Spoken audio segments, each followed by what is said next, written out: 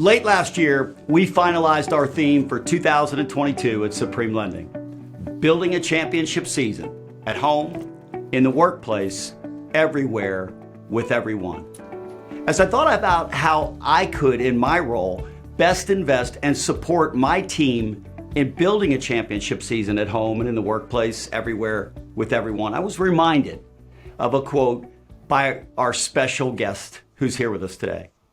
Everything rises and falls on leadership. Reflecting at the time, I realized that the quote was a transcendent truth. I also realized that leadership in our world today, at home, and workplace, and sports, and politics, and church, well, let's just say that all too often leadership falls way short of best. Sadly, we rarely see examples of leadership done best. Leadership in our world today does fall short at home and in the workplace, everywhere. And it makes sense. After all, where do leaders learn to lead? Who's coaching leaders to become their best? Well, our organization's theme for 2022 and the reality about leadership in our world today, it inspired today and this entire year. We're going to be creating and executing the Supreme Leadership Series. We've assembled the best of the best on the topic of leadership to invest with all Supreme lenders who are leaders and with Supreme's lending partners, the real estate community. And we have a single inspiration: to do our part, to inspire and to educate and to coach leadership so it's done best, so we can all lead our lives at home and in the workplace, others to become their best. And that work today begins with our special guest. He's going to kick off the program. Our guest has written 70 plus books and sold millions and millions and millions of books. He's also spoken around the world to pastors, CEOs, prime ministers, and kings on the topic, you guessed it, of leadership. In my view, and in many others, he's the voice of our generation on the topic of leadership. John Maxwell, welcome to Supreme Leadership Series. Hey, thanks, Pat. I'm so excited to be with you and all of your people. I've been looking forward to our time together. I always enjoy being with you. We go back quite a few years. I admire so much about who you are and what you do. I love your values. And so whenever we get a chance to get together, I like to get together. And this is one of those opportunities. So let's help each other and help the people and make a difference in our time together. Me too. And I really wish I was with you physically, because as we talked prior to the program starting, you're in Palm Beach. That's enjoying right. The beautiful Palm Beach weather in Florida. And I'll be there just in a few days. John, why don't we start out with something pretty simple? Like, in the simplest terms, what is leadership? Well, leadership is influence. That's what I teach in the 21 Irrefutable Laws of Leadership. And the reason I use that as a definition is when I started teaching leadership now a long time ago, I was really starting 50 years ago teaching leadership. People thought leadership was position. They thought it was title. In other words, they thought it was a noun when it's really a verb. It's not who you are, it's what you do. And that's why there are many people who never have like major leadership positions, but they're terrific leaders. And in fact, if you'd even go back to the last century, arguably maybe the most influential leader in the whole world was Mother Teresa. Mm-hmm. And she was a nun in a small order in Calcutta, India. She didn't have a title or a position or a place of leadership, but she was one. So leadership is influence, the ability to touch and influence people. Now, I have to qualify that just for a moment, Pat, because today in our social environment that we have with so much social media, people are do you like me, do you not like me, and they're throwing all this stuff out. And there'd be a tendency when you think of leadership of influence, if somebody said, well, I had X amount of people follow me. I would say there's a difference between that influence. That's entertainment influence. That isn't, leaders have purpose. Leaders going somewhere, they have an intentionality about them to go and help people go from one point to another. So they influence people in the area of purpose and values. So with the social media going on, I sometimes have to qualify influence just a little bit. It doesn't mean that you have just a bunch of people giving you a thumbs up. Thank you for doing that, because in the world we live in today, obviously there's an awful lot of noise, and sometimes that noise confuses what I call transcendent truths. There's two words, John, that we use in our organization that I really learned from the source in my life who taught me what I think are transcendent values that have wound up becoming the hallmark of how I purposefully lead. And those two words are serve and best. And the concept is serve others before yourself, no matter what they do back in return. And then also that will lead you to best, but pursue best in every part of your life. Leadership does start at home. It starts when we look at ourselves in the mirror, right? We all lead at least one person, ourselves. Some of us indeed have won the lottery, as you told me in the past. I hope you would just tell us a bit, because it's important about starting at home to influence the lives of our children and really our spouses in some ways. Your first leader was your pops. Tell us a bit about, what lessons your pops taught you that really inform your life even today. Well, he was the greatest influence on my life. And in fact, he just really passed away a year and a half ago on 4th of July. And he was 98 and getting close to 99, worked full time up to 95, and had this incredible gift of encouragement and was a terrific leader. I won the parent lottery. That's what you were referring to a moment ago. My mother just unconditionally loved me. So I grew up in a very healthy home of just unconditional love. And my father had all the drive. And so I've often said I just really have two parents that gave me great gifts, different gifts, total different gifts, but have made me kind of like the person that I am. And so therefore I grew up in a leadership home. So leadership was natural to me. It was natural to me because I saw it in action every day of my life. So as I went out into the world and graduated from college, it was something that I did very well. And for a while, I didn't even understand. And when people, I started my life as far as work as a pastor of a church, and so my church grew real fast. In fact, by the time I was 28, I had the 10th largest church in America, and people would come to me and they'd say, "How do you do this?" And I'd say, "Well, you work hard and love people, and do your best." And my answer wasn't helping anybody, but it took me a couple of years to realize that I just had a leadership advantage over most people. In fact, that when I was awakened to the fact that I kind of naturally grew up in an environment that let me be a very good leader at a very young age, once I realized and I was awakened to that fact, I became very passionate to teach other in my world, pastors, how to lead, because we were theologues. And so we had our systematics classes, but we didn't have any leadership classes at all. So that's kind of what motivated me to go in and start teaching leadership. I was really just trying to teach pastors how to lead. They were just such wonderful people, but they didn't know how to honestly build anything. So that's kind of where I started. I met you when you moved to Atlanta Yes. because you were going to train pastors around the world, and I asked you why, and you said because they're supposed to be leaders and none of them are really very good at it. The first time I knew of you was a couple of years prior, like in 94, 95. You came to Atlanta and you spoke for Promise Keepers. Oh, yes. And I never had been to a stadium where there were 60,000 people if it wasn't a sports event.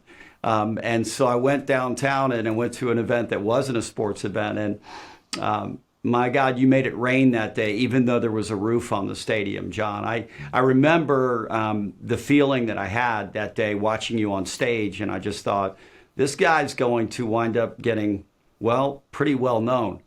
And as it turns out, I wish I could have bought a share of stock in you at that time. But, it's interesting, your dad and mom did some simple things in teaching you lessons. And then the gift that God gave you obviously grew out of all of that when you became aware that you were a leader. You mentioned you just kind of knew you were kind of born to lead. Are leaders born or are they bred? Well, they're both. There are people that are born with, I think, natural leadership tendencies. I mean, just like there's some people that are born and they're musical. I mean, they have music gifts. And I mean, you can't deny that. You can't say, well, everybody's born with in equality. We're all equal in value, but we're very different in giftedness.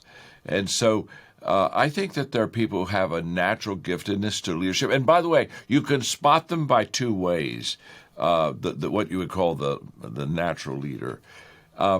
They do two things very, very well. They in the 21 Irrefutable Laws of Leadership, Pat, I talk about two laws that are very hard to teach: the law of timing and the law of intuition. Those are very hard laws to teach. The rest of the other 19 laws, I can teach them very, very tangibly, clearly to people. But when it comes to intuition and timing, it's much, much more difficult to teach them. And by the way, those are the two areas of leadership that that natural leaders have. They have a sense of timing. They have a sense of intuition that I think is a leadership gift within them. Now, I teach people how to learn timing. I teach people how to become intuitive. But in honesty, we're intuitive in the area of our giftedness. And so, when I run into people once in a while, you do too, I'm sure Pat said, well, I'm not very gifted. I said, no, you're gifted. You're intuitive. You're intuitive in the areas that you're gifted in. And so my wife, she's not gifted or intuitive in leadership at all, but she's very intuitive and gifted in colors and decorating and art. And so, I mean, it's just natural for her to put those colors together, and she makes beautiful homes for us. I mean, she's just very, very gifted. So we're intuitive in the area of our giftedness. So there are natural leaders, but our organization has trained over 5 million leaders in every country of the world. And you can learn how to lead, because leadership is influence. And how to gain influence? You gain influence by adding value to people intentionally. And so I can teach people how to add value to people all day long. And once they do that intentionally, they begin to open up and increase their realm of influence. So it can be taught, but there are also some that are very gifted. If you're highly gifted and you then really maximize your teachability and learn leadership, you'll then I think you go kind of like to the top.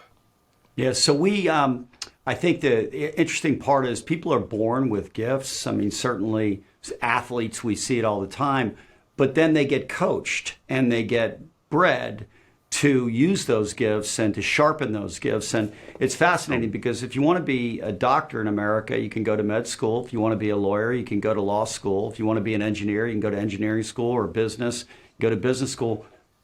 Leadership is this other area, which I would argue probably has many implications to society at home and in the workplace. And yet we really don't. Thank God that you showed up and really have been a voice to educate and to give direction, really to build a playbook and to open that playbook up for folks that are like us, that are out there in a responsibility to lead. I've always thought, John, and just let me try this out for you, because when I grew up, I full disclosure, my dad's a Christian and I'm a Christian. I was raised that way. As I always tell people, my Christian faith is that my requirement is to love you regardless of what you do back in return, period. And so it simplifies things, I think, when people hear that. But, my dad, when I reflect on him today, unconditional love for me. And he had to, because I was a complicated young man to raise. And on the other end of the spectrum, there was the ultimate accountability partner. Told me if I took the garbage out to do it the best I could because my name was on it. No matter what I did, it was always affirming but challenging that if there was something better I could have done, I should do it. And then everything in between, and that was just his good judgment. Is that it? Is that a good way to think about a leader, which is having unconditional love for those they lead, and then also being that accountability partner? Without question. In fact, I was teaching about empowerment the other day, and I thought we all want to be empowered, but we don't want to be accountable. And you don't get empowerment until you have proven to be accountable. And so when people say, well, I think I'm ready, I have the knowledge, I have the experience, and I say, yeah, but I can't. You can't be empowered until you thrive on responsibility and accountability. Here's what I know. There is no one with us today on your program, Pat, that will do their ultimate best in every area unless they have some kind of an accountability. I just have tendencies sometimes to slough off and take a shortcut, and I do. But if I'm accountable to you, if I realize there's someone in my life that can ask me honest questions and hard questions, then it just helps me to stay a little bit at a higher level. So I've often said I don't think I'd follow anybody that didn't have accountability in their life. I just don't trust people. I just don't think I think we have too much of a bent of evil in us to not do our best unless there's somebody alongside us to hold us together. Now, obviously, highly successful people have a lot of self-discipline. So it's not like you have to check up on them every day. But I still think, when Henry Kissinger was Secretary of State and when any of his aides would bring him a report that he had asked for, they knew that he was going to ask them one question. When they handed that report, he was going to say thank you, but he would look at him and say, now, let me ask you, is this the best that you can do? And they knew that. Now, I promise you, because they knew that Henry Kissinger was going to ask him, is this the best you can do? I promise you, they spent a little bit extra time on those reports. I promise you they did. Because they knew that they would have to answer that question with integrity. So I think we I just don't know anybody that is beyond, above accountability. I think it's that extra that really helps to maximize who we are as far as gifted people.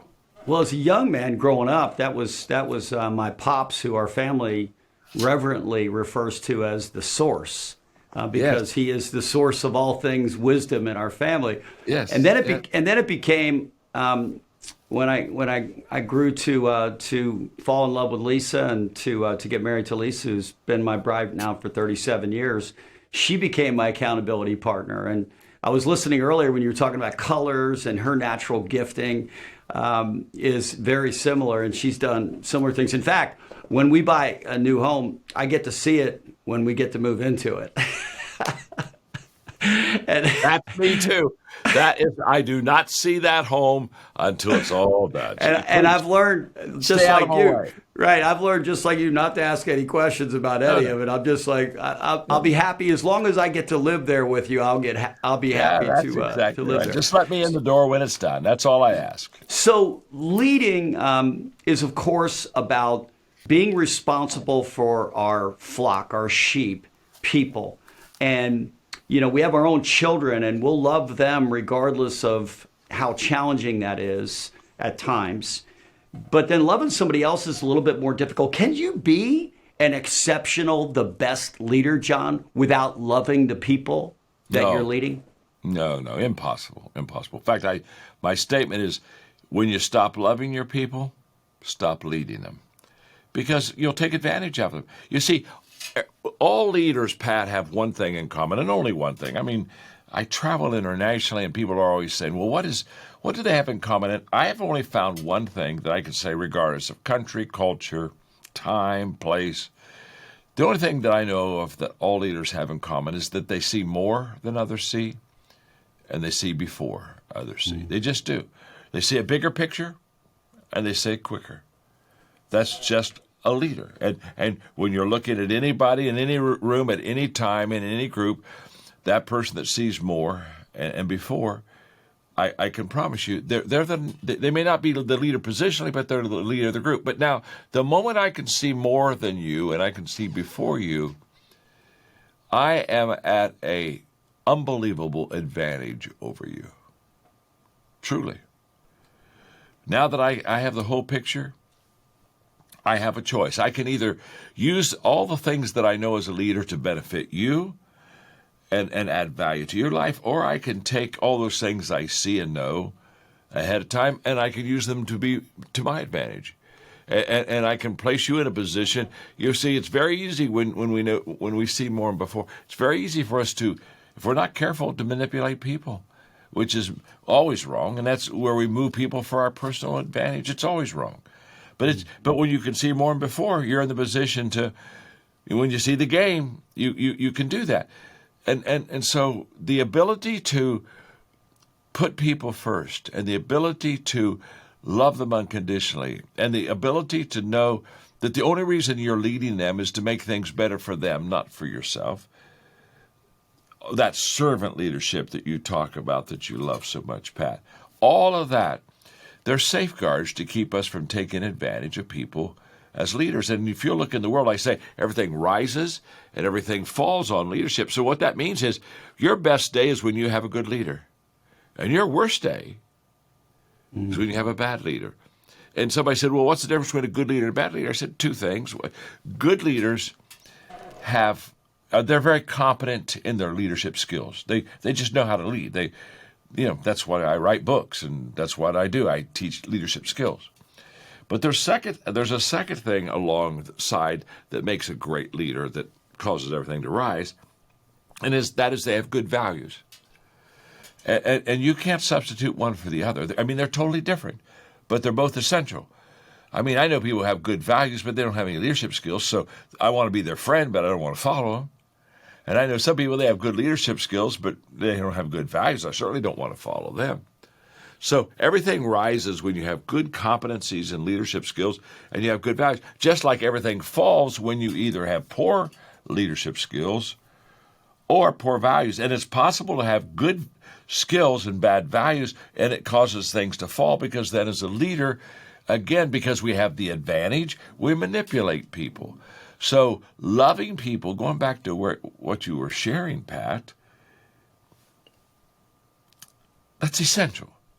That's like qualification number one. Do you love people? Do you value? And by what I tell people all the time is the foundation of loving people is valuing people. And in our culture today, what's extremely, very sad to me is leaders don't value everyone.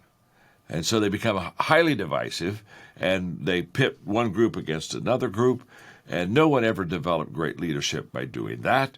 And it's very sad. In fact, the expression I use for the time we're in right now is when people ask me, excuse me, when people ask me, is I just share with them, I'm leadership sad. I'm very sad. Leaders are not rising up to their potential. They're using the day and age that we live in for personal gain, personal advantage, and it's extremely sad to me. And we're living way beneath our capacity. We're living way beneath our responsibilities. We're living way beneath our privileges. So I wish we were doing better. Now, it's not that we can't do better. It's that right now we won't do better. It's not something like, if somebody says, is it possible to turn this around? Of course, it's very possible. I even think I know how to do it. But when leaders look at difficult times and decide to get personal gain from it, it'll be a huge detriment to the society and culture in which they live. And that's what we see a lot of today. Just instead of leaders putting the people first, they put themselves first. Well, I think everyone that is on our program today can resonate with the moment that we're in. And I think they also probably are like, can we hang out with John more? So for our little world, John, we're going to travel down the road with you in 2022, because we all want to get it right. And we all want to get the leadership concept right at home. And we want to get it right in the workplace. We want to get it right in our communities, and we can be a difference maker. Last year, we created a creed because of the divisiveness that was going on in America here in our own organization. And the creed is that I'm for everybody. I'm not for everything, but I'm still for everybody. And we did that. I did that because I felt like, God's for me. He's not for everything that I have thought, said, and done, but he's still for me. And Absolutely. then I wake up the next day and try to take that love, if you will, from that leader and try to get a little bit better. And I think if we can as leaders, if we can fashion our own way of thinking in support of those that we're leading, if they're folks that are easy to love because they just get it right and do so well at home or in business, we're not really getting a lot of value or credit for that. It's those that are harder to love and harder to influence. And those are the ones where I think our leadership skills really can shine if we love on them and invest in them and provide accountability for them. So I want to share just a point of view that I have. First of all, my personal leadership mission that I adopted many, many years ago was to leave everyone in my life better than I found them. That's good. And I always felt like if I could get a rudder on my boat, I always had a default to go back to a place, no matter what the circumstances, to remind me to be accountable to me about how I'm to influence and invest in the lives of everyone that I'm responsible for. I asked you the last time that we were together, and I'd love to ask you again, what is your definition of success in life? Well, I have two. I'll give you the most important one first. In the 1980s, Pat, I was watching people that were successful in my world, and it seemed like their world was falling apart. They were losing their marriages. They were just, they were doing some dumb things. So I sat back. This would have been, I would have been in my late 30s. And by the way, I was really experiencing a lot of success. My books were doing really well. Everything was taking off. Okay, I was getting ready to speak for Promise Keepers. So my life was. I was pretty young, and a lot of good stuff was happening to me. And I looked around and I saw all these other people kind of messing it up, and so I thought I have got to get a personal definition of success that will anchor me, that will hold me solid. So I worked on it. I'm going to give it to you. It's not very long, and it's very simple, but it took me a few months to get there. But for me, success is having people who know me the best, love and respect me the most. I think that's real success.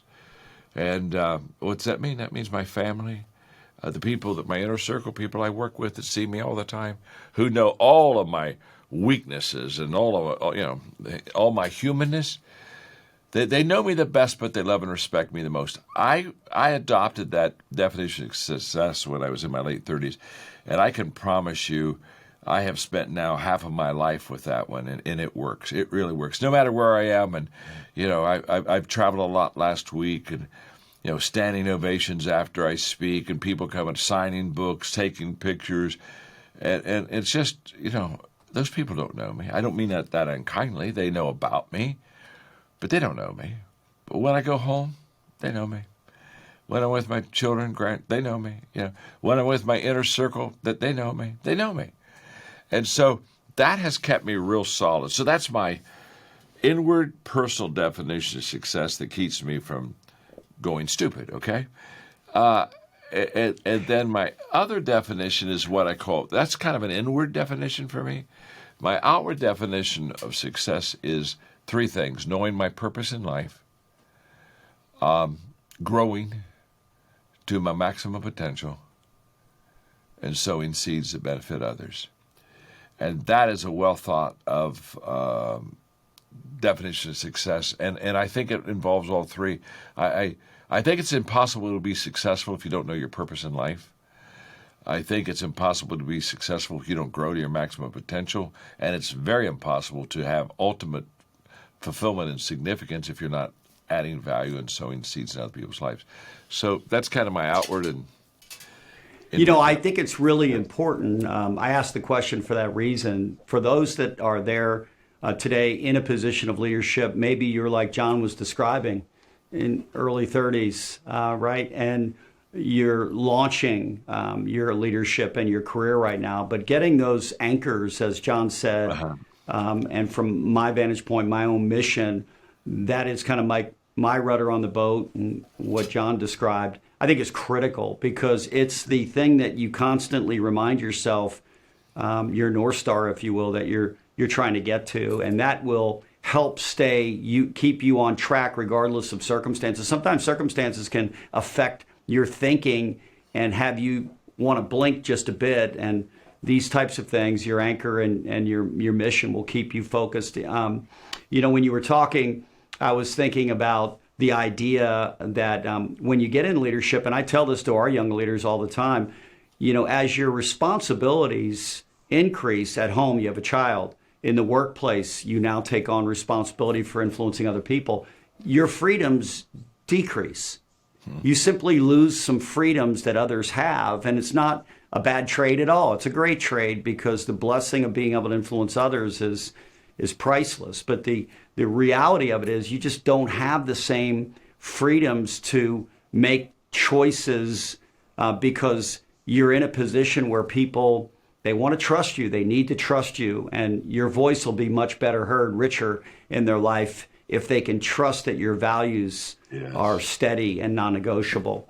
Hey, so John, we've got a lot of business leaders with us here today, and I'm going to ask a fill-in-the-blank question, and you can answer it, but don't say it out loud. It seems like it's just easy, but I'm gonna tell you why I don't think it is, and that is that most people believe that the purpose of business is to make and most people would say profit. And if you went to any business school in America, they would fill in profit, and it would probably get you correct on a test. And I would say that I just simply disagree, because if you put on your business card or on the building's wall as soon as your customer walked in, or on the sign outside, that our purpose, my purpose on my business card, our purpose is to make a profit, you probably would scare away customers. So to me, purpose for business leaders is kind of a big deal. What is the purpose that you have? And my way of thinking is, I believe the purpose is to profit, but it's not financial profit. It's to profit all of the people that come in contact with the business. And that starts first with the folks that work in the business, and then the customers, and then the community that you're actually doing business in. And if you focus on profiting all of those parties, I think you'll get leadership right. And the byproduct will be you'll get to make a financial profit, because you'll have raving fans that are cheering for your business. John, does that make sense to you? That makes a lot of sense. I would completely agree with you. I put it this way: I have a really successful coaching company. We started 10 years ago, and we have like 44,000 coaches now in 170 countries of the world. In fact, we're the largest coaching company in the world. And so I every once in a while go in and speak to our sales staff. They're helping bring people into the coaching company. And my statement to them is that I have never sold anything in my life. I've never sold anything. All I do is intentionally add value to people. And that's just where I stay. If what I am asking you to do to participate in, Pat, if it isn't going to add more value to you than I receive, then we're not going to go do it. How many times do people come to the table where I win and they lose before they say, I don't want to go to the table anymore? And I'm not in that game. I'm in the game of adding value to people, and I'm into the game of adding value to people first. Because, again, when I was in my 20s, I had the privilege of hearing one time Zig Ziglar say, if you'll help people get what they want, then they'll help you get what you want. And I'm sitting there on the front row. I'm hearing this guy. I'm 27. And I'm doing exactly the opposite. I'm trying to get everybody to get on my train and buy into my vision. And all of a sudden, Zig's saying, no, you just go help people. You help them get what they want, and they'll help you. And that was a paradigm shift for me, but it was a great one. And I believe success is the very fact that the people that are around me can say that I have added value to their life and that they are better because they're on the team or they're better because they followed me. And, my good friend Andrea Arts, who was the CEO of Burberry and then number 3 at Apple, she said the best advice she ever received was from her father. She grew up and her father would say, give 60, take 40. Just give 60, take 40. And she said, he taught me to always give more than I receive. And she said, then she smiled. She said, I've discovered 40's enough. Well, it really is. 40's enough. And so I love the fact of adding value to people. Now, what happens then is you're not transactional, you're transformational. And there's a world of difference between those two words. And so I just think that as leaders, we're to be transformational. We're to add value to people. And we're to serve first, give first. Moses at the Red Sea, I'm sure he looked at God and said, hey, why must I always go first? I mean, can't we send a testing party out there on that water first? But we're to go first. That's who we are, and that's what we're to do. John, I'm so excited about you being here today. And for our viewers today, we're going to have John back 3 more times this year. And in between sessions with John, we're going to be doing things on vision and mission. We're going to be focusing on how to recruit the right people into a culture that's intentionally been built, where people understand exactly what we're about every single day. We're going to work on the ideas that are really kind of embedded in every leader that is emerging and creating a game and a run to the top with all the folks that are following them. So if everything indeed does rise and fall in leadership, we want to give you all the equipment necessary. Horst Schulze will be joining us this year on the topic of serving. Andy Stanley will be joining us on the topic of relationships. Dr. Ike Reichert, very close friends, all of these guys with John, is going to be working with us as well on disc profiling and really how to understand it, and as well then how to manage and lead people based on their unique and differences. So John, I've got some questions here from a distinguished panel that we put together. We can't let all 200 plus ask questions this morning or this afternoon, but we're gonna take some questions for some folks.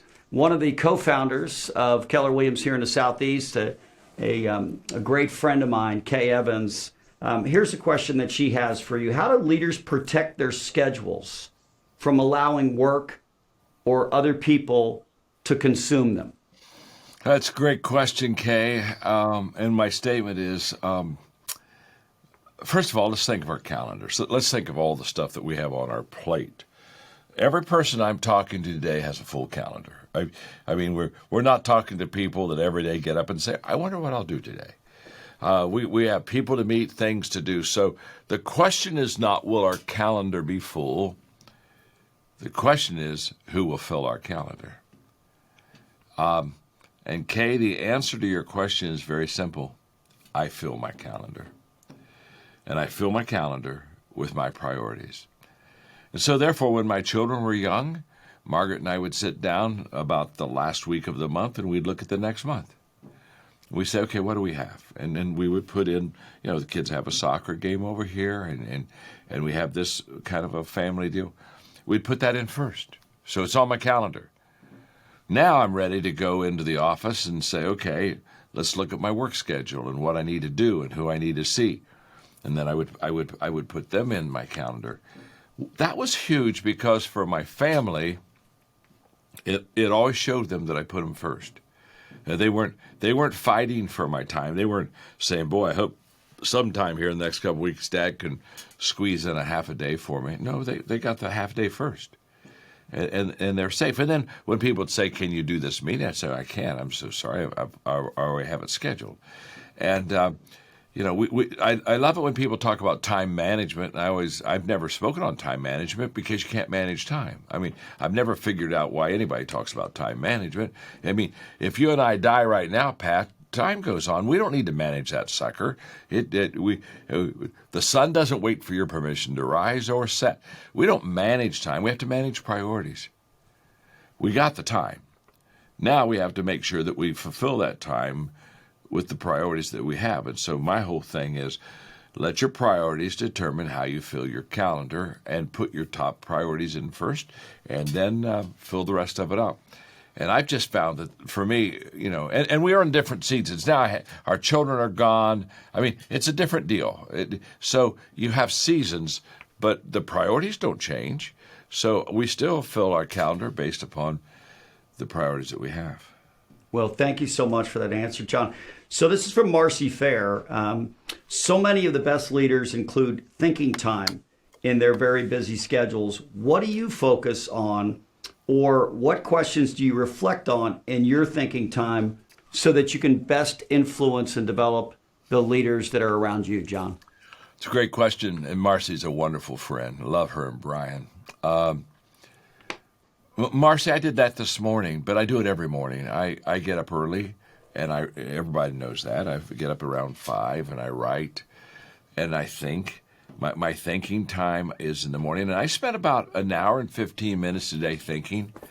I looked out at the the rest of this month specifically, and the people that I would be seeing, including being with you today, Pat, but the people I'd be seeing and what my responsibilities were going to be when I was with them, what they expected from me, and how was I best going to serve them. And I wrote notes to myself.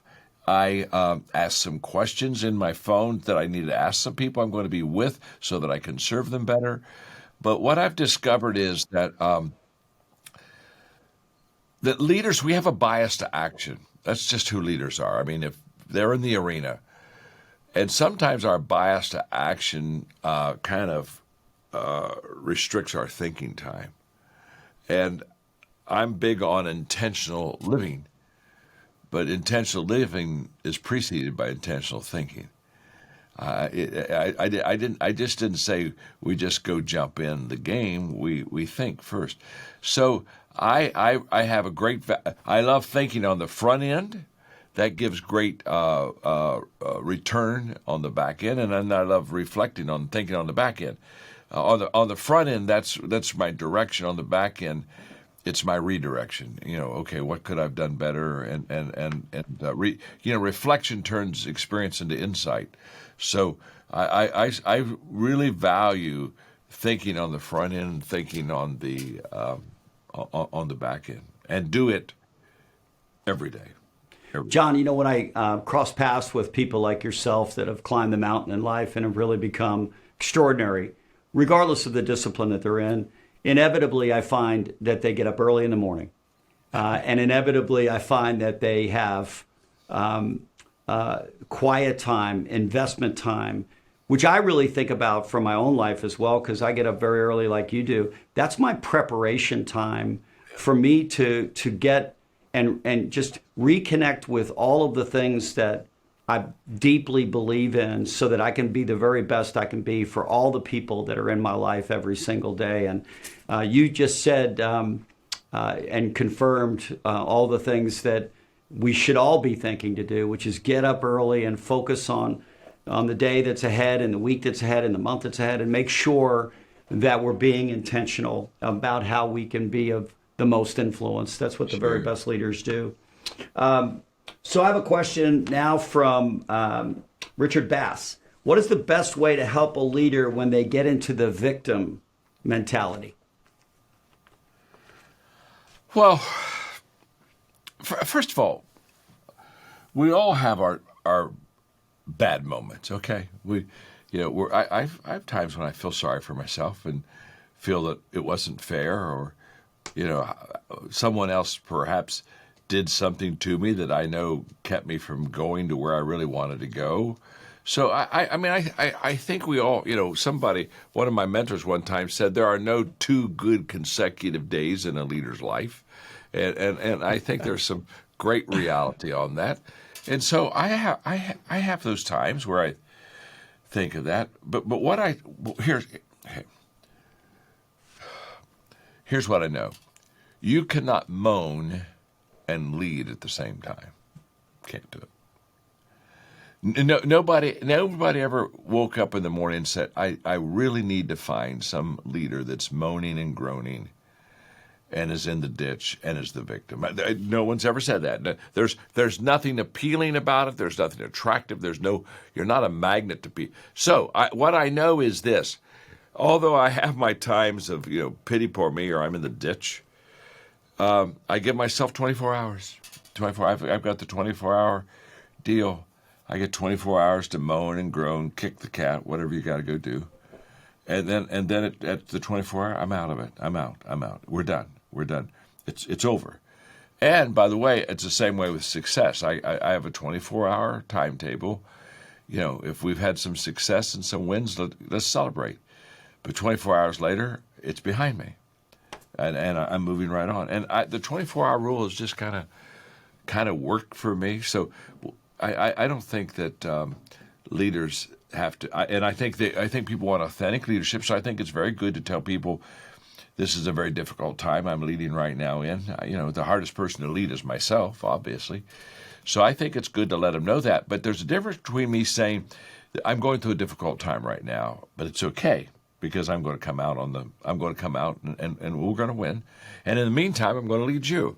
There's something very appealing about authenticity, but yet the willingness to get up. It's the difference between what I call winners and whiners. Whiners want to feel good before they do it, and winners, they do it so they can feel good. I love it. It's so, but once you understand these things, 24-hour rule, winner, whiner stuff, all that stuff, these are the things that you think about that helps you get through those difficult times. John, we have two 30-foot signs on the back of our wall here in Alpharetta, Georgia, where I'm sitting, and one of them is complacency is the enemy of best. And below it is complaining is the arch enemy of best. And we do that because we want to remind our peeps that if you've had a good day, tomorrow you can do even better. If you've had a bad day, tomorrow you can do even better. Complaining actually doesn't benefit anyone. And people that complain often, not only scientifically does it hurt them up here, but it creates a way for others in the audience to do the same. And listen, complaining doesn't ever create winning. It's just not a road to it. I'll tell you, I was listening to what you're talking about. I was brought back to a meeting I had with Coach Rick, who coached the University of Georgia. He was recently diagnosed with Parkinson's. And I was first amazed by his spirit, how it did not steal his spirit at all. It's continuing to affect and influence. And I asked him if his job, if he felt like he let it affect his health. And he said, you know what, Pat, I don't know, maybe, probably. But the one thing I'll tell you is that what we tell other people, we ought to model ourselves. I always told our players to make sure you have your weight at the right weight, but I never did. I always told our players that you should hydrate all the time, but I never did. And I always told our players that they needed to get a lot of sleep, but I never did. And so my takeaway from that is that if we're leading, we need to be very cognizant of what we're telling others that we think is best for them to do. And we need to be doing it ourselves, modeling it ourselves, because the connection is not lost on the people that we're actually bearing influence on. No doubt. I have another question here. How do leaders stay relevant and influential as new generations emerge with differing behavior styles and tendencies? Basically, a leadership innovator's dilemma. And I think you were mentioning earlier social media and the concept of influence on social media and how that's different. How do leaders stay relevant, John, as new generations and new things emerge? Great question.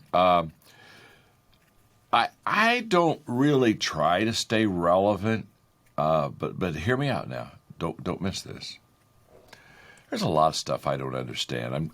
It's just not my generation, and when it comes to technology and social media. I mean, I'm on a lot of social media, but it's all my people doing all that for me. I don't even.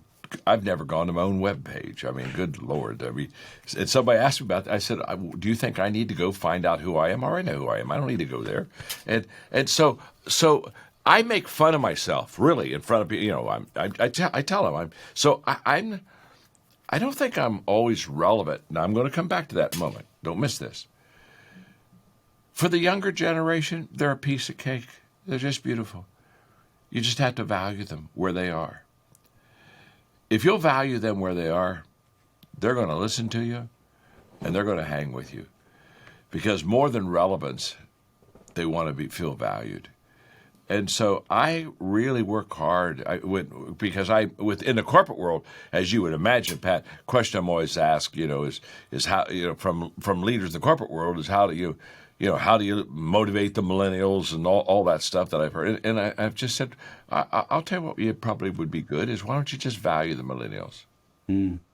I did a lesson on millennials one time, and when I finished the lesson, I looked at the people on the screen and I just said, I think I'm a millennial. I think there's a lot of things that they do really a lot better than I did.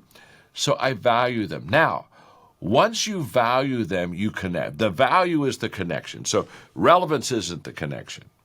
Value is the connection. Now, the principles that I teach are timeless. There's timeless, everything rises and falls on leadership. It was true 100 years ago. It's going to be true 100 years from now. It's still true. So what you do is you value people and love them unconditionally, and then you teach principles and also one other quick thing, and that is live good values yourself. Live good values yourself. What concerns me the most about the younger generation is that they just haven't seen leaders live good values. And we do a lot of this is for another time, maybe on another program of yours. We do a lot of teaching on good values. But what we discovered is this: when people learn good values and they live them out, they just become better people. They become better for themselves. They become better for their family. Become better for everybody else. And so when you have good values yourself, decision making is easy. When COVID hit, Mark Cole, who is partner with me in the John Maxwell Enterprise, we were having a long conversation 2 weeks after COVID, and we're not sure even the companies are going to make it. We don't know. And Mark says, well, how does this affect our decisions? I said, it doesn't affect our decisions. Values affect our decisions. And so we're going to treat people right. If we go under, we treated them right. We went under with them, but we're not going to change this. It's easy to make decisions when you have good values. So to me, valuing people, having good values, and then just the principles of that, they're timeless. Just teach them and model them, and you'll do very well. Yeah, that was Brett Caldwell. Brett, thanks for your question. Just listening to you, John, I think there's transcendent truths is what I'm hearing you say. Yes. That don't get stuck in time. And not at all. My dad told me once upon a time when I grew my hair long that short hair will come back in. And I was like, no, old Pops. Sure enough, at least for me, it came back in. Sure. But anyway, it is true that a lot of things change, but the need that people have to be loved, sure, to be led, and the need for the leader to have the kind of transcendent values that you're talking about, and maybe that's what we'll focus our program on next time around. It's never been more important than today. So I'm going to tell you what I think to the audience that I think I've heard today. You have to love your people, even the unlovable folks that are out there. Those are the ones that need it most. You have to have a purpose that leaves everyone in your affiliation better. Your purpose can't be about getting something, profit. It has to be about giving something away. You got to tell the truth and have good values. You cannot afford to lose credibility. You got to be convicted and confident, know what you're for. You got to serve others, certainly and always. Manage your priorities, not your time. And that will set you up as a leader to have the chance to lead and leave a legacy that's similar to John's. And that one, John, you said earlier today that those that know you best would love and respect you most. That's something that all of us, when we're leading and influencing people every single day, we'll just remind ourselves of that simple, transcendent truth. I think we'll do just fine. John, I want to thank you always, because when I was a young leader back in the late 90s and had a chance to cross paths with you, and you were really launching your leadership event, we became one of your first clients in my previous organization. And I can just tell you that there have been 3 or 4 men in my life that have shared a blueprint for how I should live my life, whether it was my dad at home. Horst Schulze has done so in the business and the service world. But you, from a leadership standpoint, you were a voice early on in my life that affected everything I think and continue to even today. And so I just want to thank you for your time. And I want to ask you in parting if you would give us, before we meet with you again, single biggest thing that you think we can all do to improve our leadership skills between now and the time we see you again. Well, read your book.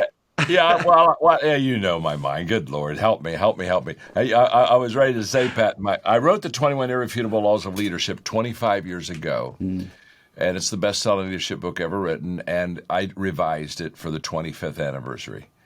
And it comes out in June, and I revised about 35% of it.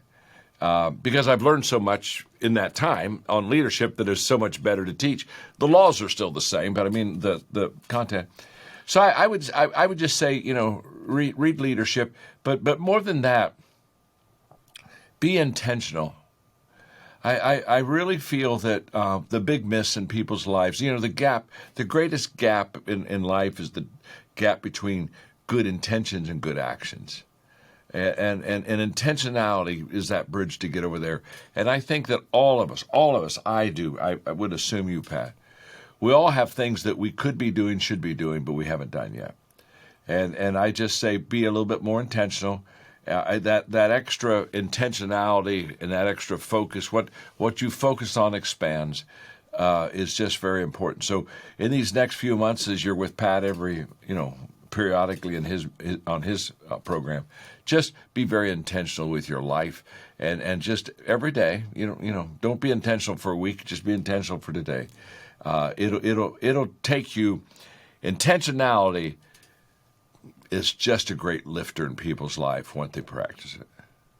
And thank you for that, John. And I completely understand. I completely agree. Otherwise, we get caught up in the circumstance. So if we're intentional, the circumstance won't change the way our focus is and our intention is to get accomplished the things that as leaders we need to get accomplished. I want to thank you again, and we look forward to seeing you in a couple of months. We got a leadership or panel of real estate leaders that we'd like to ask to stay on so we can talk a little bit about what you've learned. But John, safe travels, okay, out to Phoenix, and make it rain out there, my friend.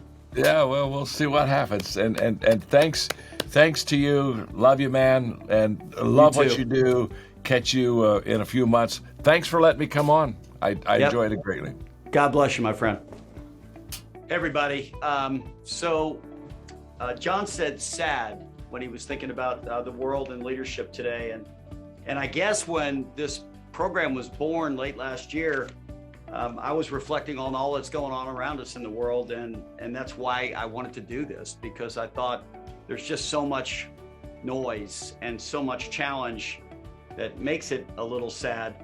But then your organization, Keller Williams, and our organization at Supreme, we take on challenges every single day. We always have, and we're winners. You are, and we are as well. And I guess that's why we make great partners. And so we're going to work towards being glad together in 2022 and do everything we possibly can to equip all of our people and all of your people with every single tool we can. And certainly leadership is a big part of that. On our panel, Kay Evans, Mike Ray, Brian and Marcy Fair, just amazing folks. Brandy and Dayton Coffee, Stephanie Nielsen, Gene Rawls, Alan Waxman, Richard Bass. What an all-star lineup. If any of you want to just, if you want to share anything before we part ways today, the floor is yours. It's a distinguished panel. Well, Pat, that was awesome. That was really awesome. And I'll tell you, there's a part right in the middle of the program. John spoke a little bit about accountability. I just want to be sure everybody heard that, because one of the things that I've been fortunate to work with a lot of great leaders, and one of the separators between the good and great leaders is that they have really clear expectations with their group, and they have a strong rhythm of accountability. I've just watched that over time where they've really rose to the top. So I just want to be sure everybody heard that, because that's important, because talent wants to be held accountable, like John said. Brian, I made a note around that as well. You can't be empowered until you thrive on responsibility and accountability. I thought that was also very, very powerful. I also made that note. Cool. I took note on the, am I on here? I took note on the influence. I love that, because that's really the basis of what Bob and I tried to do when we started the Southeast region. Is we tried to go into all the different areas and find the people who were the most influential in real estate there. And every time that we succeeded in doing that, it was a success. And every time we didn't quite hit the bar with the most influential people, you kind of had to take a step back. So that is so important, I think, to think about. And of course, I will say this, because Brian and Marcy opened our #2 market center, and oh my gosh, what a celebration when we found out that they were going to join us because of the influence that they had, and many others. I could, say that, but immediately because of influence and the people that we brought on, it gave us a jump start. And Brian, I also like your comments about accountability. I also underline the point that he said, some people want empowerment, but not accountability. And I think every time we've had leaders who wanted power of a position, but did not implement leadership, then it failed. So it was an awesome, awesome experience. Pat, thank you for that. You're so welcome. Pat, thank you so much for inviting us and including us. One of the things that John mentioned that I love is the give 60, take 40, because we can apply it in absolutely every part of our life, in our relationships, personally, professionally, no matter what we're doing. And when we are taking less than we give, we're always going to help everybody win. And it's so critical that we do and function that way. And that's one of my favorite sayings. I think about it a lot. And I love how he finished it. Often 40 is more than enough. Yeah. Yeah, Pat, I would just add that today was incredible. And like everybody else, thank you so much, Pat, for inviting us and for doing this for everyone you do this for, especially our incredible Keller Williams family. One of the things I hear John say all the time, and he said it again today, is leadership is influence. And he also adds often nothing more, nothing less. And I would tell you that there are 2 books that John's written that are Bibles for me. And one of them are the 21 Irrefutable Laws of Leadership, which you mentioned today, and how successful people lead, the 5 levels of leadership. And he touched on that a bit today. And here's the dots I would connect. That often people want to lead someone, and they're challenged and struggled by the fact that they're not leading them, and they don't realize that they're trying to lead them and they haven't gotten their permission. They haven't gone from level 1 to level 2 yet. They haven't gone from, well, I've got the position of leadership, to now I need the permission of leadership. And once you get the permission of leadership, then your job is to get them into production. You help them have a better life by helping them get in production, then everything else is easy. And that's what I think he meant by influence. The last thing is, I would add, for me, in my stage of life, number 11, law number 11, I jotted this down, bear with me. Law number 11, which is the law of the inner circle. John speaks about this a lot. We have seasons of our life, stages of our life, and I'm getting into that stage of my life where legacy is critically important to me. So the other would be the law of legacy.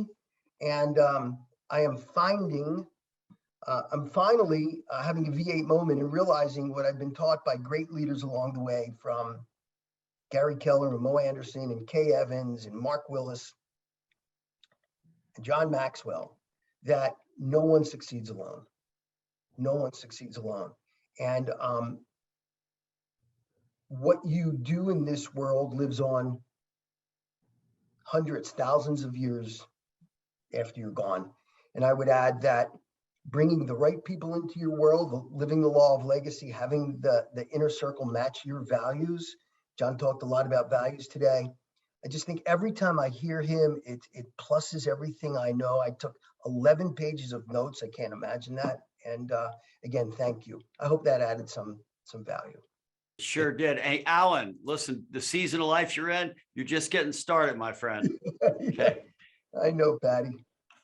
I know. That's what I keep trying to tell them, Pat. But, and to add on to what you're saying, Alan, about legacy, John's definition of success was the first time I really heard it put the way he did.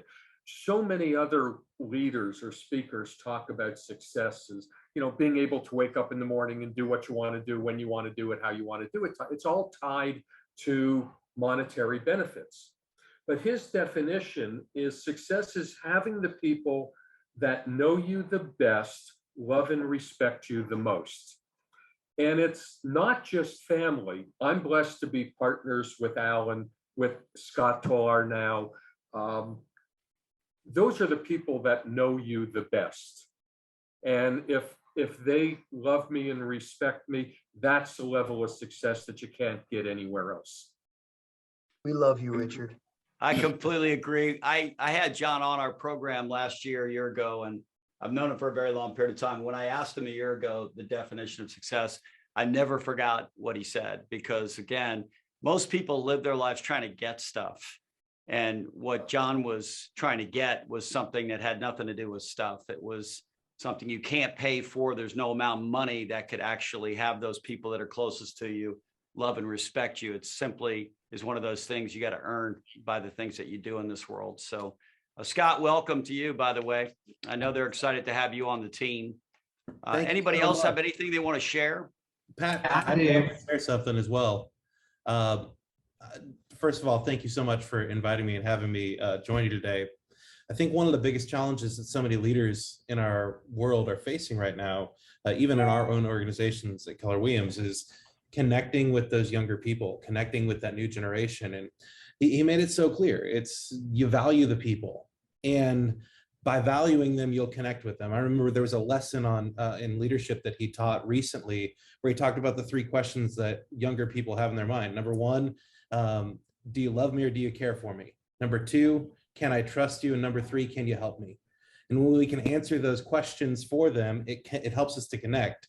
And then the principles are timeless. And the method of sharing the message may change, but the message itself doesn't. That was well said. Gene Rawls, and then Mike, we're going to come to you. You're going to, I'm sure, add to this whole program. Go ahead, Gene. Well, Pat, with what Scott just said, I think it really says over and over, doesn't matter what generation we fall into with our age bracket, we all fundamentally need and want to be unconditionally loved and need the accountability. So I think that our mindset as leaders needs to open up to stop saying that we're so different. And we really are very much the same generation to generation. And being valued is across the board. We all want to feel that no matter what age we are. Yeah, like So I said, I'd like to wipe away age. How about that? Yeah, like I said, when I was younger, I had really long hair, and I guarantee if we get some pictures of all of you and you were younger, Please don't. our young folks would better relate to us, though. I guarantee you, right? Because they'd go, "Oh my God, Richard Bass." I had Mike. hair. Go ahead. Mike, what's up? I want to say thanks so much for doing this whole series, and I'm excited about it for the year. Yeah. I loved John's statement. Well, I loved it and hated it, where he said that leaders are not rising up to their potential, because that is so true right now. And I think a lot of leaders are making excuses for a lot of reasons why they're not doing that.